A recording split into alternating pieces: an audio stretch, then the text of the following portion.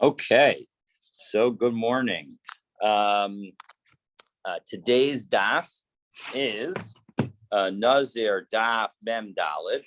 We are at the Mishnah about the Mishnah 44a. The Mishnah about 1, 2, 3, 4, 5, 6, 7, 8, 9, 10, 11, 12 lines down on Daf Mem Dalet and Aleph, and we are still in the chapter, the 6th chapter of Maseches Nazir, and that chapter details the prohibitions associated with being a Nazir, namely, one cannot have any grape products, 2, not cutting one's hair, and 3, not becoming tameh to a corpse. And so, while earlier Mishnayot have discussed each of these individually, and we've even discussed a number of rules that apply to all of them. Now we're going to address the 3 rules as a group explicitly, saying the 3 rules and detailing the 3 prohibitions, and then comparing and contrasting the prohibitions. So let's pick up again with the Mishnah 12 lines down on Mem Dalet and Aleph. So Shlosha Minim Nasurim Ben Nazir, there are 3 different things that are prohibited for a Nazir to do. Hatuma, that's becoming tameh, hatiglachat, the shaving, v'hayotze min gefen, and anything that came out of a grape vine. Chomer betuma ubetiglachas mibiyotzim in a gefen. So now we compare and contrast the different rules. So there is an aspect of tuma and shaving that is more strict than with respect to products, grape products. Shahatuma v'hatiglachas sotra, because tuma and tiglachat both cause a forfeiting of days, meaning that if you have already observed, for example, if you're tameh and you had said that you were going to be a Nazir for 75 days, well, now you became tameh on day 74. Sorry, Charlie. I don't mean that to you literally, Charlie. You're going to have to start all over again. And when it comes to shaving, we didn't say that you have to start. We had an opinion that maybe you'd have to start all over again, but the way we're going to understand that you have to restart at least 30 days over again, or up to 30 days over again, is because you need to have 30 days of growth of your hair. And so as a result, there's going to be some amount of time that you have to do over. But if you were to have great products, that doesn't require any do-over time. Whereas, when it comes to the products that you have from a grape, that is not going to prevent you from being able to continue and complete your Nazirut period whenever it was supposed to end. Now, so that's the stricture in one direction, but we also have Chomer b'yotzim min hageben mibetuma v'tiglachas. We have a way in which that the products from grapes are more strict than tuma and tiglachas.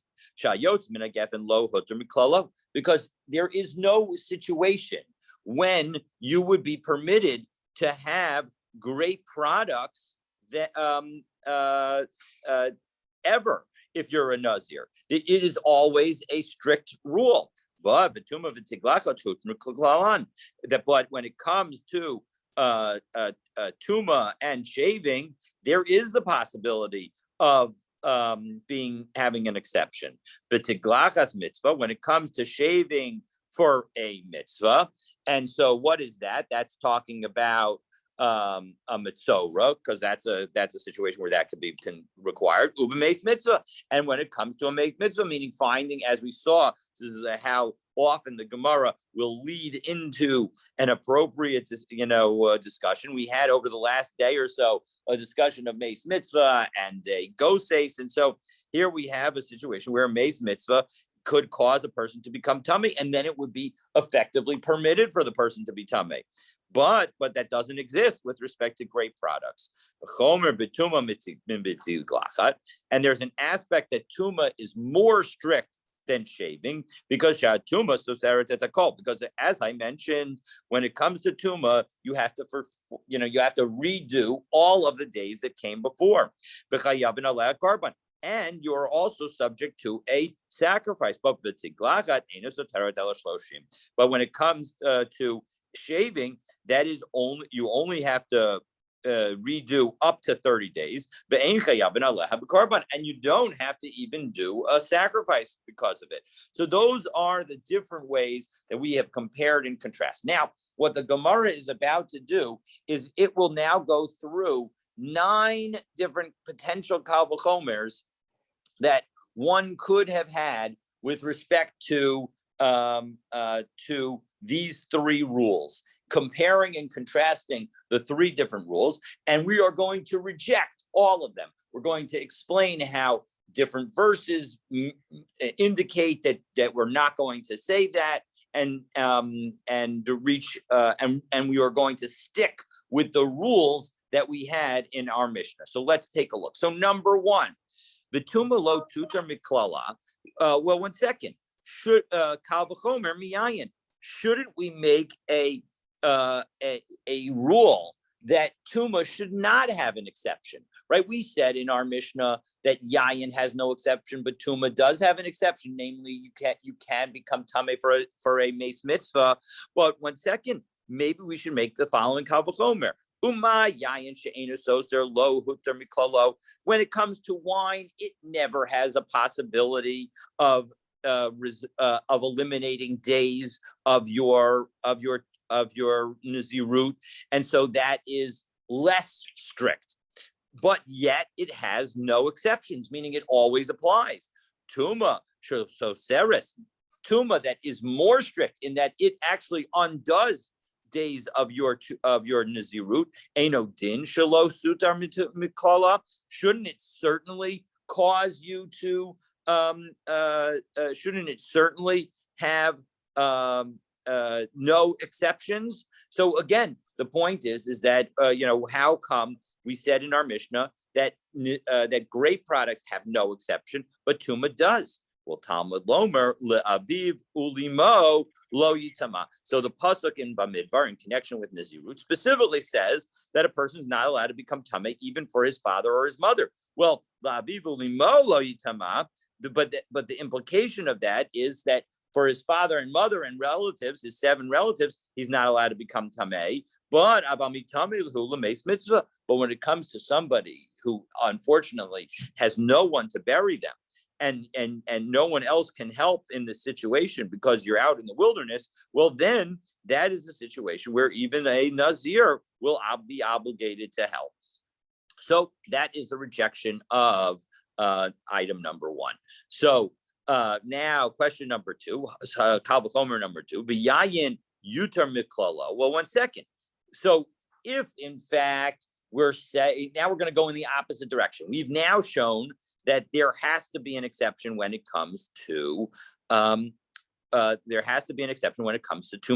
Well, 1 second. Why don't we say that there should be an exception when it comes to wine? Kal v'chomer mituma, as again a kal v'chomer from tuma in the exact opposite direction. When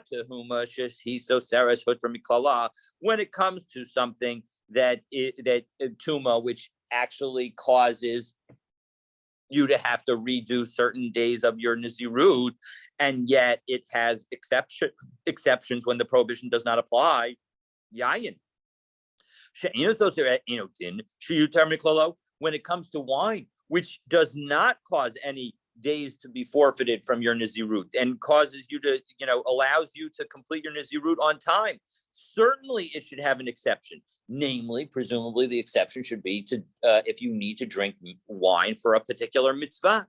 So the answer is no. Amar Krau, to prevent that kind of thinking, the pasuk says miyayin b'shechar yazir. It says in Bamidbar Parak Vav pasuk Gimel that from both new wine and old wine, then you are going to separate. And what did we learn from this? We saw this a while back in the Gemara. We said lesor yayin mitzvah ki yayin rishus, that this teaches us that both wine that is required and wine that is optional are both prohibited.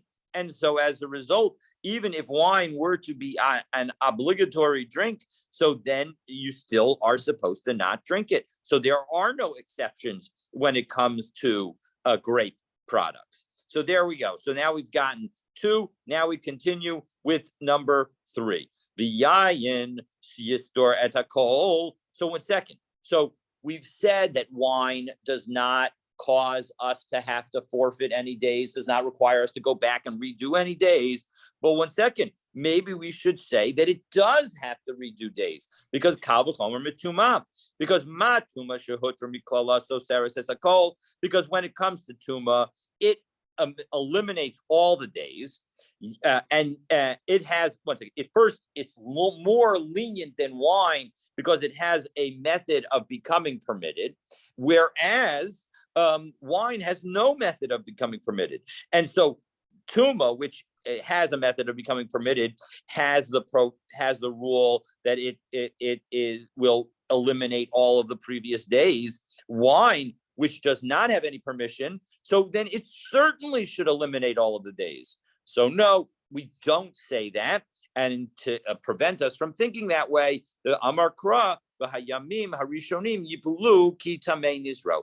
It's the Torah specifically tells us in verse Parak Vav Pasuk Yabed of Bamidbar that you need to forfeit all of the days, and the pasuk is talking about ki tamei, because the person became tamei. So tuma soseres v'ein hayayin soser. So tuma will cause us to recount days, or to cancel days, but wine will not. So, okay, so now we've done 3, 1/3 of the way through, and now we pick up number 4, v'hatiglachas, and now we come to shaving. The first 3 were between tuma and wine. Now we bring in shaving. The tiglachas tistor esakol. Well, 1 second. We said a few moments ago that when it comes to shaving, you don't actually have to eliminate all of the days. You only have to eliminate up to 30 days. Kal v'chomer mituma. But maybe we should say that you should have to eliminate all of the days as a kal v'chomer from tuma. Uma tuma shelo asuba mitame kimitame. That when it comes to tuma, the person who causes of somebody to be tamei does not, in fact, violate the prohibition and will not actually be subject to lashes. So if, in fact, John Doe is a Nazir, and I go up to him and I take a bone from somebody else and I have that bone touch him, and now I forced him to become tamei, so you might have thought that maybe I should be subject to that same prohibition of making a Nazir tamei. The answer is no, I am not. Rather, I do not have that rule. And yet, so teretetakol, and yet the tuma that I've caused for John Doe eliminates his entire nizirut, and he has to start over again. Tiglachat she'asuva migalayach kemitgalayach. That 1 second, when it comes to shaving, if I go up to Nazir John Doe and I go and I force him to shave his whole head, and I actually do the shaving, well, you know what? I am treated just like the Nazir, meaning I have violated the Torah prohibition of shaving a Nazir. Ain't no din shetistoretical. Well, then certainly I should be subject to certainly that more strict law of shaving should be subject to the rule of should be subject to the rule of having to redo the entire days, the entire count, and should be essentially canceling the entire period that you've been a Nazir. And the Rush helps us understand exactly what this is. I've essentially explained it like the Rush, but let's take a look at the Rush inside. The Rush is 1, 2, 3, 4, 5, 6, 7, 8, 9, 10, 11, 12, 12 lines up. And where it says Uma Tuma Shalo Asaba Mitame Kimitame, when it comes to Tuma, where we don't make the person who causes the Tuma like the person who became Tameh, meaning the person who causes the Nazir to become Tameh is not treated like the Nazir who himself became Tameh. Shehamitame as Hanazir Ainaloka, he does not get lashes. About Hatiglachas, when it comes to shaving, Tiglachas Acher Shigalcho Loka. But when it comes to shaving, another person who shaves somebody does get malchus, kididarish bishmaited mikra, as we will see from a pasuk that we are about to mention. So Amar Kra b'hayamim harishonim yiplu kitame nizro. So first we're going to show how come it is that all the days are going to be rejected and canceled when it comes to Tuma, but not with respect to shaving. It's because when it comes to Tuma, it specifically says that the entire Hayamim Harishonim, all of the first days, are going to be eliminated. Tuma, so Sarah says a kol. That shows that Tuma cancels all of the days. But the Ein Tiklacha, so Sarah says a kol. But shaving will not. So now we're going to go in the other direction. The Tuma Nazir ba mitame kimitame. So 1 second, why not say that when it comes to Tuma, you should treat the person who is who makes a Nazir Tameh? If I were to take a bone and touch it to John Doe, the Nazir, I should be subject to the same punishment. Kal v'chomer mitiglachas, from a kal v'chomer based on the shaving. Now, again, this is just the reverse version of version number 4. Because when it comes to shaving, it only rejects 30 days. And yet, even though we only reject 30 up to 30 of the days of the person who is a Nazir who shaved, who shaved, and yet we reject only 30 days, and yet we treat the person who shaved the Nazir just like the Nazir himself. Tuma shehiso saratetakol. Tuma, which is more strict because it causes the cancellation of all of the days. Eino din shenaseh b'mitame kimitame. Certainly, we should treat a person who makes the Nazir Tameh like the Nazir himself. Namely, that if a Nazir were to make himself Tameh, he would be subject to lashes. So too, the person who makes him Tameh should be subject to lashes. Well, no. Amar Kra, B'timei Rosho Nizro. That when it comes to a Nazir, it says that he shall contaminate his head.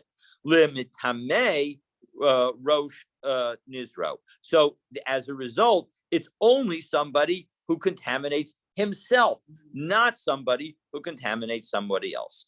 V'tiglachas lo naseh b'megaleach kamitgaleach. So all right. So we've shown that we can't apply this extra stricture of the fact that somebody makes somebody else tameh should be treated like the person, like the Nazir himself. So why don't we say that we don't apply this rule to a shaver? Meaning, let's say that there's a Kal v'chomer that tells us that we should not treat the person who shaves somebody else like the person who is shaved. Kal v'chomer mituma, as a Kal v'chomer from Tuma, Tuma shehiso saris as a kol. Because when it comes to Tuma, which causes the entire rejection of the entire days that he's observed, lo asava mitame kimitame, and yet we are lenient in the way that we don't treat somebody who contaminates like the person himself. Tiglaka she'enu soseres ela shloshim yom. When it comes to somebody who's only to shaving, who could only get eliminated only up to 30 days. Lo kol shekain shelo naseh megaleh kamit galeh. So again, we should certainly apply the rule that somebody who shaves somebody should not be treated like the person who shaves himself, because shaving is less strict than Tuma, and Tuma doesn't have that rule, so we shouldn't apply that rule to shaving either. Well, there's a pasuk that tells us that we have to apply that rule, and that's why we don't say this Kal v'chomer. So Amar Kra, Ta'ar lo ya'avor al rosho. When it comes to the shaving, it's like it's the passive voice that is being used. My apologies for not scrolling the screen. It's the passive voice that's being used. And so as a result, we're saying that a razor may not pass over his head. It's the razor that may not pass over his head, not the person doing the raising. And so as a result, kribe lo yavorhu, the lo yavor la'acher. Not only does he himself is not allowed to use a razor, so too anybody else cannot use a razor. It's the razor that can't pass over his head, and it doesn't matter who's doing it. And therefore, even if it's somebody else who does the razor, that person has violated the prohibition and would get malchus and would get lashes. Okay, so now we're up to number 7. So 2/3 of the way through. So v'tiglachas lo tutar miklala. Well, 1 second. Why? Now we go to shaving and exceptions. And we should say that just as we have no exceptions for gray products, we should have no exceptions for shaving. Kal v'chomer miyayin. Because wine doesn't eliminate any days, and yet we have no exceptions for it. When it comes to shaving, which does eliminate and does cancel days that were observed, up to 30 of them, certainly we should say that there should never be an exception for it. Well, there is a reason for the exception, and that is the Torah. Amar Rachmana, the Torah says, Rosho, the Amar Rachmana, Zikano. Now, these quotes, this reference to his head and his beard, that is not in connection with Nazir, that is in connection with a Metzora. A Metzora, at the end of the Metzora period, when they are becoming purified, they will need to shave their head and their beard. And as a result of that, we see that, in fact, that the doubling of the language of Rosho and Zikano tells us, as we saw sometime previously, back, I guess a couple of days ago, that teaches us that not only that even a Nazir who becomes a Metzora, must shave their head. And so as a result, that is going to apply. And so as a result, we do not say this Kal v'chomer. Okay, so we're up to number 8. Kal v'chomer number 8. V'tiglachas lo tistor klal. Well, 1 second. Maybe we should say that shaving shouldn't eliminate any days of of the past Nazirut. Kal v'chomer miyayin, as a kal v'chomer from wine. Umayayin shelo hoter miklalo eno soter, because wine is more strict. Wine has no exceptions, and so as a result, and yet it does not eliminate any days. Tiglachas shehutra miklala eno din shelo tistor. Well, then, when it comes to the more lenient shaving of the head, which does have exceptions, we should just say that there is never we should say that it should not eliminate any of the days of one's Nazirut. Well, no, that doesn't work either, because be'inan gidul seyar, because we have learned that you need to have a growth of hair in order to engage in the final ceremony associated with being a Nazir. V'haleka, and if the person were to not have to redo certain of the days, well, then they would be stuck with a bare head, and they would not have anything to shave at the end of the Nazirut period if they didn't have to forfeit some days. And so that also, Kal v'chomer, is rejected. And finally, v'yayin yister shloshim yom. Well, let's go in the other direction. Now that you've explained that we in fact need to have a rejection, a cancellation of up to 30 days of somebody who shaves, why don't we apply that cancellation for somebody who drinks wine? Kal v'chomer mitiglachas, as based on a kal v'chomer from shaving one's head. And after all, after all, when it comes to shaving one's head, it's more lenient than wine because it has an exception, and yet it causes the elimination of days. Well, then certainly when it comes to wine, which has no exceptions, shouldn't it certainly eliminate some amount of days? Well, no. Midihu tama elamishum gidol seir. Well, what's the reason that we are eliminating days for shaving? It's in order to allow the hair to grow. But gabi yayin hakayim seiro. But when it comes to drinking wine, the person has not had any of his hair fall out, and so as a result, there is still hair on his head, and so there is the ability to shave.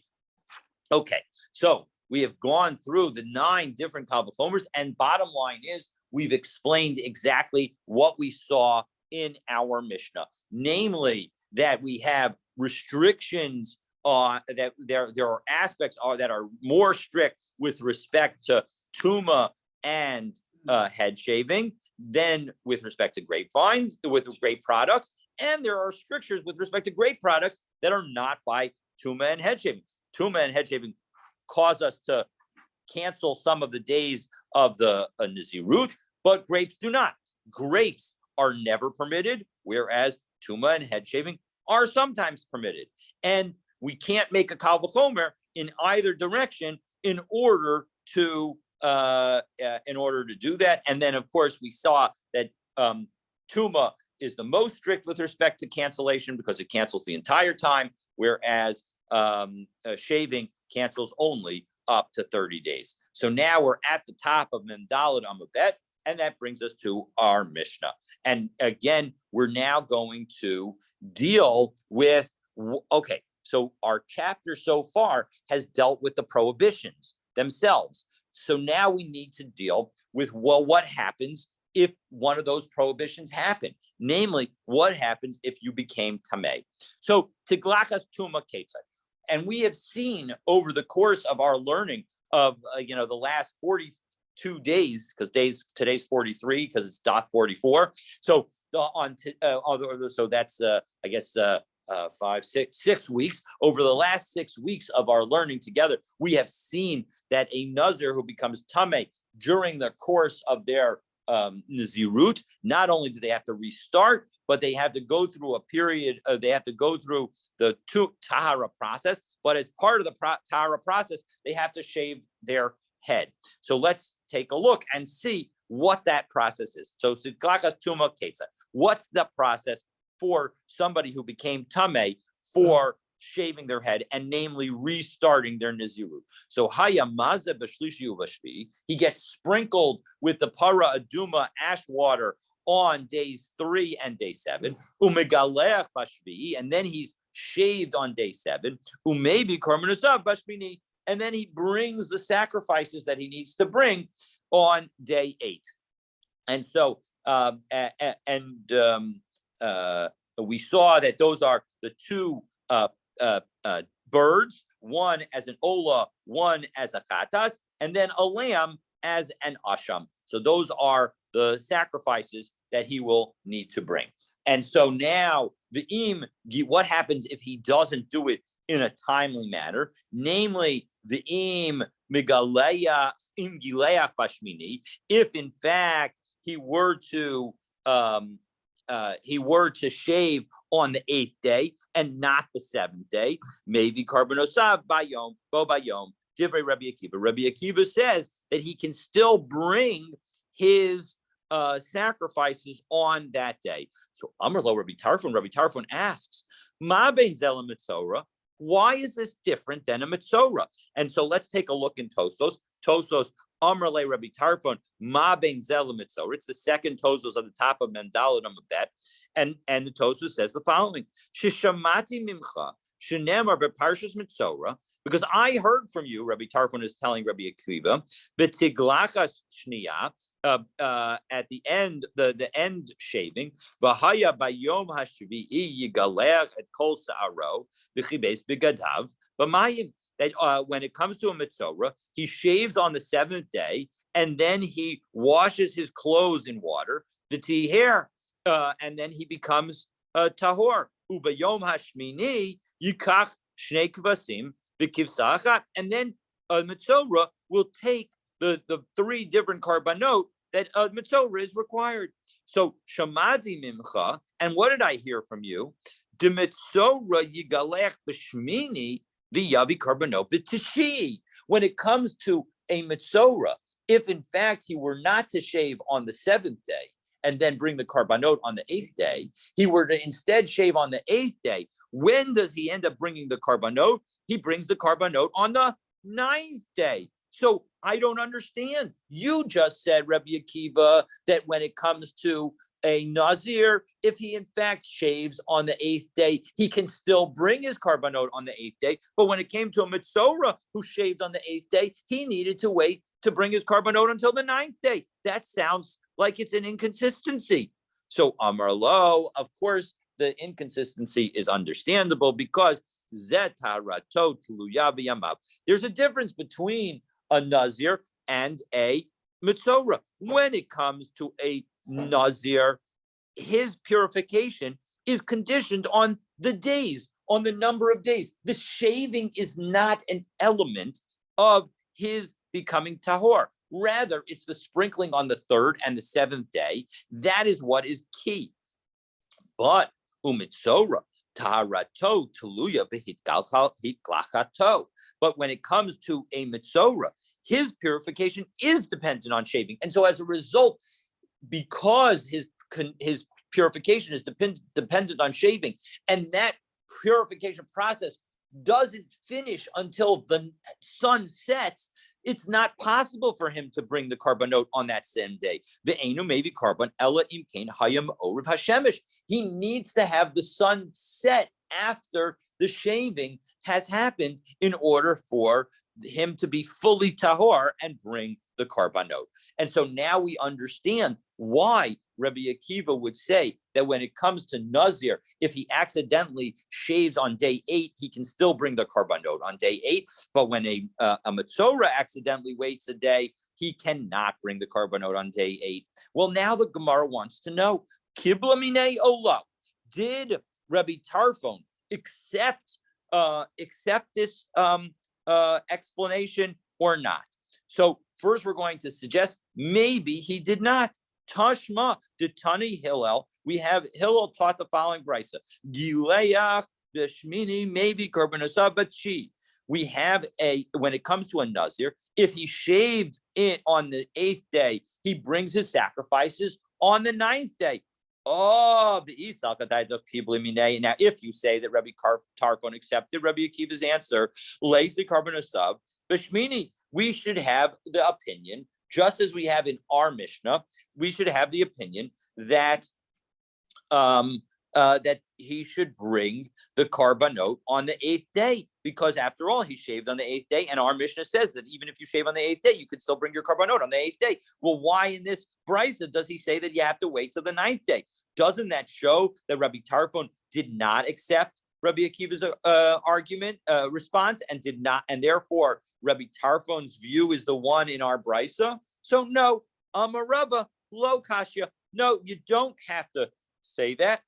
Rather, ha d'tavel b'shvi, in our Mishnah, where we allow the karbanot to be brought on day 8, we're talking about where the person went to the mikvah and finished the tahara process on day 7.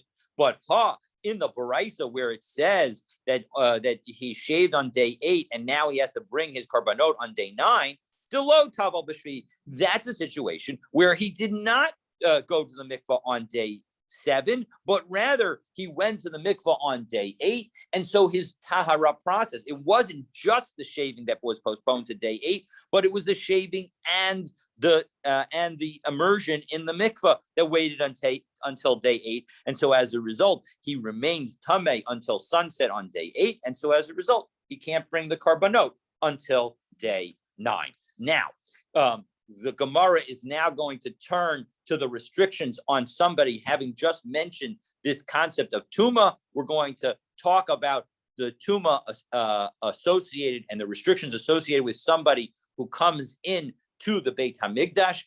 But given the fact that that topic is going to continue through all the way up to the Mishnah tomorrow, we are going to pause, and because yesterday was Purim, and so I wish everyone a Shushan Purim Sameach, that we'll pick up from here, and we'll deal with that, God willing, tomorrow.